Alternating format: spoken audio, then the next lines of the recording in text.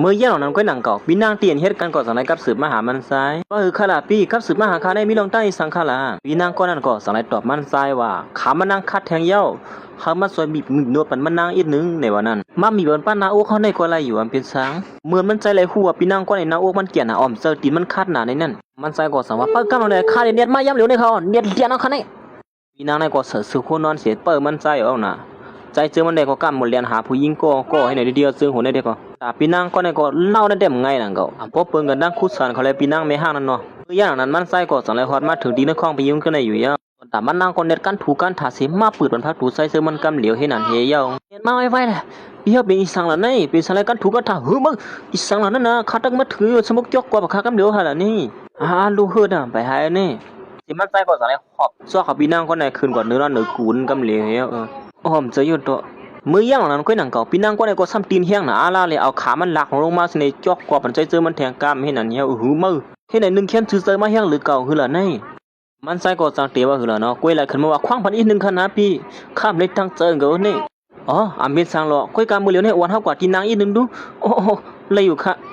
ใส่ก็จังในขวบมานอนค้าให้ในห้องซื้อเจอไว้เด้งเก่าย่าก็จังในยิ้วขาปีนังก็ในมาต่างว่ามันเจอมาต่างตากเงือเนาะมือย่ำนั้นเครื่องซักนั่นก็สังในลาดงคืนมาแทงว่าป้อบีบนวดอันปีนางก็ในหายเย้าตัวหลิงงามป้อในซึ้งเงินสู้นั่นที่ไรสวงเฮงหาวันไหน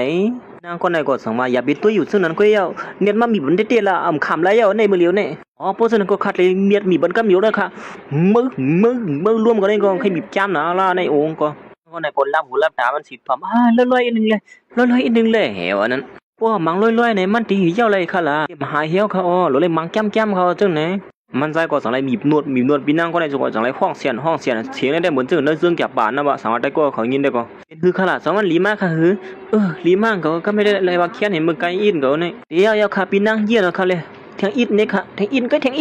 เสียหายเย้าตัวลีงามเย้าก็เครื่องซักก็สังไรใส่เงินมันใส่แทงกำหนึ่งอยู่เย้าเงินโฮมก็ดังหมด244,400เฮง4 ปากในเย้าหรือเสียนั่นการไล่ฮับอินเฮียงเพิ่มแถมขึ้นมาเทียงอินเฮียงได้แต่ก็อินเฮียงอีสังข้าก็โบจักเมียวลิเหมือนจึงหันในเอาค่ะตุ้ยๆเอาค่ะละว่ามันใส่ยาวๆในก็คู่สอนก็ได้ก็เหมือนจึงหันในค่ะนี่ดูสัมปรวมเซิงกว่าเต้ลง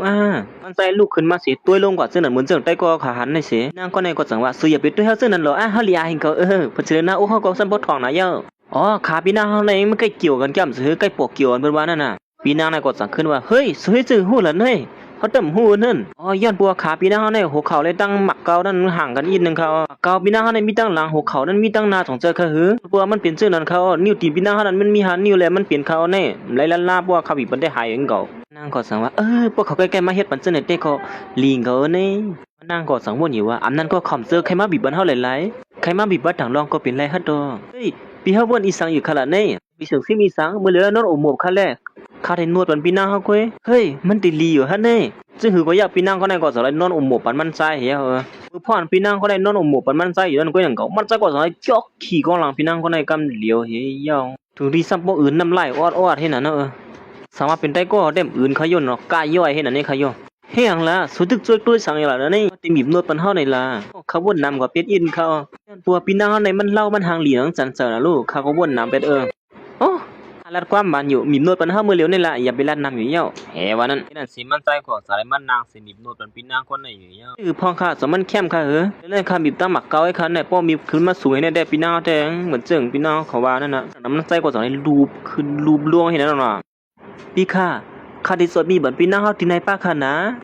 ะเห็นนั่นสิมันใจกว่าสายเฮาปีนางก้อนอมหมกลงเสมันใจกว่าสายนวดปันหมักเกาผู้หญิงก็ได้สัมป้อมหรือว่าอีเดวะมือพ่อมันใส่โนดอยู่นั่นก็นั่งก็มันใส่ละตอกผู้หญิงก็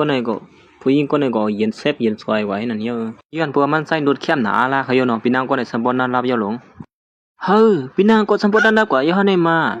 เห็นนั่นสิมันใส่ก็สันในมับขึ้นตัวปีนางก็ได้เข้มหลีๆงามๆของโยกก็ตรงในหอบจ้อมันกำเหลียวอย่างน่ะสังไรอ่อนมาหอดถึงป้าตีคล้องในป้าเทียงเหี่ยว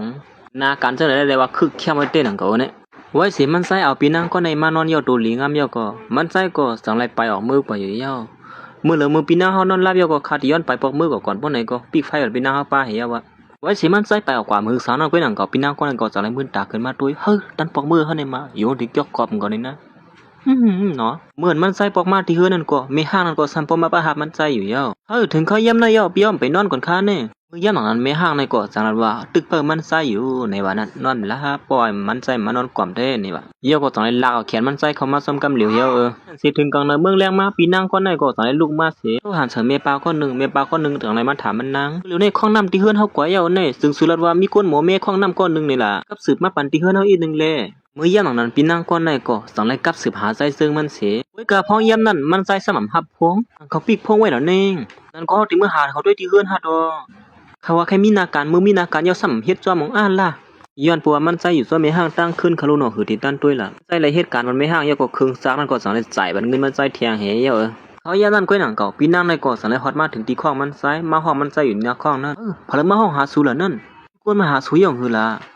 เขาย่านั่นมันใจก่อสังเลยออกมางอกด้วยสิไล่หานเมียนเปลี่ยนปีนั่งก่อนมันใจกว่าบีบโนดปันมือคำบ้านนั่นสิโอ้ย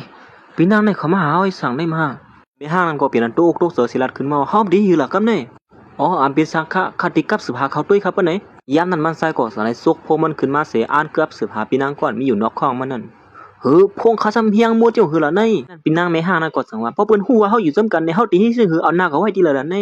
อ๋อเปียวอย่าไปไม่เจอค่ะกำเขาปอกมือเขาอยู่พวกเขาปอกมือค่ะดอกก็ออกขวาก็แล้วอะจิมาไกลในปีนางเฮาปอกมือปอกในว่าปีนางในก็ย้อนปัวห้องมันใส่ไหลปอกไหลกำยามันใส่ตักสิงอีสังไหลไปปอกมือกว่าอยู่ยาวเพราะว่าอยู่แลเขาปอกมือเยอะคารุนใน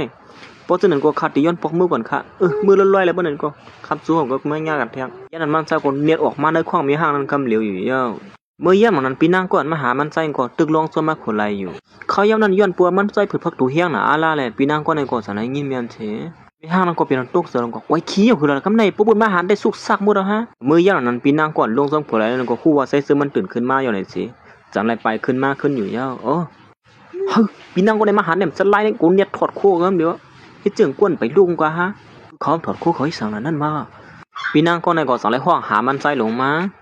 มันใส่ก็สั่งให้เกียงเหมือนเจิงกวนลุกมายืดเอียนยืดซ้ายอินกว่าเขาอยู่เป็นเพลนะจ้วงเป็นเปียวในตัว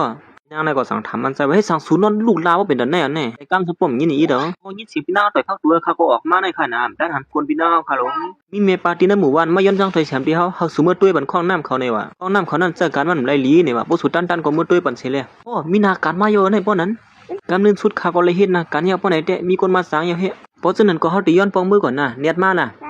ค่ะมือลอยค่ะปีนานั่นเสมันใจก่อสารยี่บอกเครื่องมือมันนั่นเสมาหาที่เมปาอยู่ไว้นั่นอยู่ยาวเฮ้ยมาซุ่งค่ะขยันกวนอำนาจปึกพักตูนั่นก็เป็นยิ่งอ่อนทางดีก้อนนึงต้องเซอร์เฮิรนเมปาค่ะเฮ้ยในสุเป็นเพลินให้ใครเล่าลี้เวงก่อนล่ะมือย่ำหลังนั้นยิ่งอ่อนก็ในก่อสารคือโคเสนามันใจอันสูว่าเมปานั่นสุใครว่าเมเฮาก็เห็นใจหือเมเฮามีตังในบุญเนี่ยอันพี่เขาลาดว่าคนที่มาเมปันข้องน้ำห้องนั่นเป็นสูในนอป้อนนั้น